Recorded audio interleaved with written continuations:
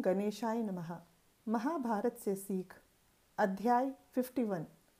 द्रोणाचार्य सेनापति बनते हैं।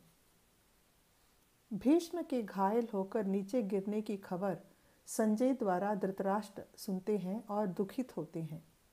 अब कौरवों की सेना की रक्षा कौन करेगा, यह प्रश्न पूछते हैं धृतराष्ट्र संजय से।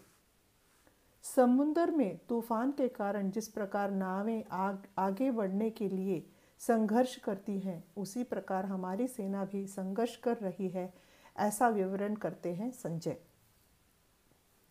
सेना जोर जोर से कर्ण कर्ण के नाम को पुकारती है। कर्ण दौड़ता हुआ वहां पहुंचता है। भीष्म पितामह के नीचे गिरने के बाद पांडवों का सामना कौन कर सकता है, और अगर भीष्म ही अर्जुन को जीत नहीं पाए तो उसे और कौन जीत पाएगा, ऐसा प्रश्न अपने आप से करता है कर्ण।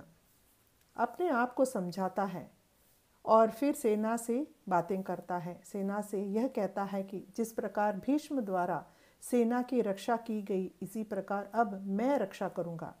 अगर यमराज भी अर्जुन को बचाने आएंगे तो मैं उन्हें मारने के लिए जरा भी पीछे नहीं हटूंगा और जरूर अर्जुन को जीतूंगा। जिस दुर्योधन ने मेरे ऊपर भरोसा किया, उसे उसके हाथों में शासन का डोर मैं सौंपूंगा। इसमें अगर मेरी जान भी जाए तो भी मैं अपने शपथ को पूर्ण करूंगा। इस प्रकार वीरों वाली बातें करता है कर्ण। इन बातों को सुनकर उसकी सेना उत्साहित होती है और शोरगुल करती है। उसके बाद कर्ण रथ में चढ़कर भीष्म से आशीर्वाद लेने जाता है और भीष्म उसे आशीर्वाद भी देते हैं। कौरवों के सेनापति को चुनने के लिए वे सब एकत्रित होते हैं। दुर्योधन सभी से उनका सलाह और उनका उद्देश्य पूछता है। सबसे बुजुर्ग तथा सभी प्रकार के अस्त्रों की प्रयोग में जानकारी और निपुणता द्रोणाचार्य जी को ही है, और इसलिए कर्ण उनका नाम और प्रस्ताव में पहले रखते हैं। सभी इस बात से सहमत भी होते हैं। सभी रीति रिवाजों को पूर्ण करके द्रोणाचार्य सेनापति की जिम्मेदारी लेते हैं। पांडवों को जीतने और मारने में जितना भी प्रयास करना हो, मैं उसके लिए तैयार हूँ और मैं ये करके दिखाऊंगा करके द्रोणाचार्य घोषित करते हैं। दुर्योधन उनसे विनती करता है कि धर्मराज को जैसे भी हो जिंदा उसके हवाले किया जाए। एक पल के लिए द्रोणाचार्य सोचते हैं कि धर्म का पालन करने वाले धर्मराज को अधर्म मार्ग से मारना ठीक नहीं है।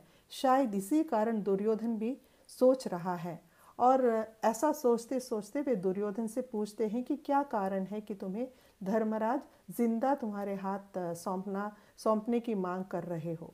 तब दुर्योधन का जवाब सुनकर द्रोणाचार्य समझ गए कि दुर्योधन की बुद्धि और भी नीच हो गई है और कोई भी उसे सुधार नहीं सकता। दुर्योधन का जवाब ये था, अगर धर्मराज को हम मार डालेंगे तो पांडव गुस्से में आकर हमें नाश करेंगे, और अगर हम सभी पांडवों को मारेंगे और मारने में सफल भी होंगे तो कृष्ण चुप नहीं रहेंगे, वे क्रोधित होकर हम सबको मार डालेंगे। उस हालत में हम राज्य का पालन नहीं कर पाएंगे। तो इसका एकमात्र उपाय यही होगा कि धर्मराज को बंदी बनाकर दोबारा जुए के खेल में उसे शामिल करके उसे हरा के उन सभी को जंगल भेज देंगे।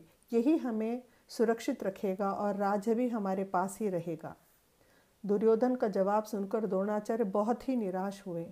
दुर्योधन को कोई भी सही राह पर नहीं ले आ सकता, ऐसा वे निश्चय करते हैं, और ऐसा सोचकर धर्मराज को जीवित बंदी बनाकर ले आने का वचन देते हैं द्रोणाचार्य।